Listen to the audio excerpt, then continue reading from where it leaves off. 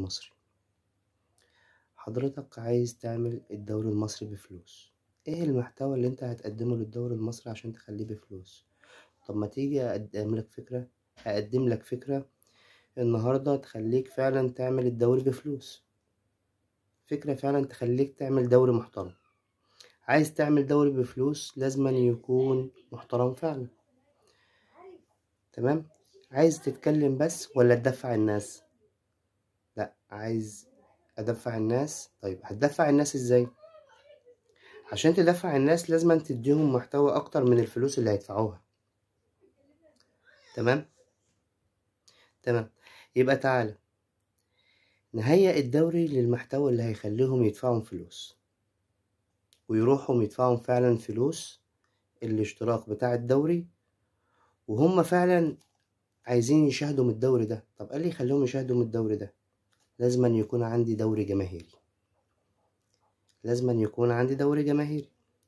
اولا نلغي فكرة الدوري اللي موجود دلوقتي ونبدأ نعمل دوري جماهيري فعلا. الدوري الجماهيري احنا عندنا 27 محافظة، تمام؟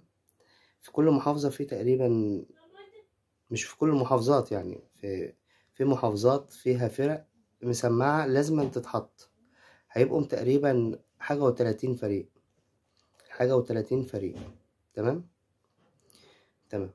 هنعمل الدوري ده لجميع المحافظات بما فيهم النادي الأهلي ونادي الزمالك ونادي الترسانة، الفرق اللي هي ايه، نادي الاتحاد مع النادي الأولمبي في اسكندرية، نادي دمياط، جميع المحافظات، نادي المحلة، يعني النادي المنصورة. كل محافظة لها فريق أساسي، وممكن يكون في محافظات لها كذا فريق مسمعين ولهم جماهيرية.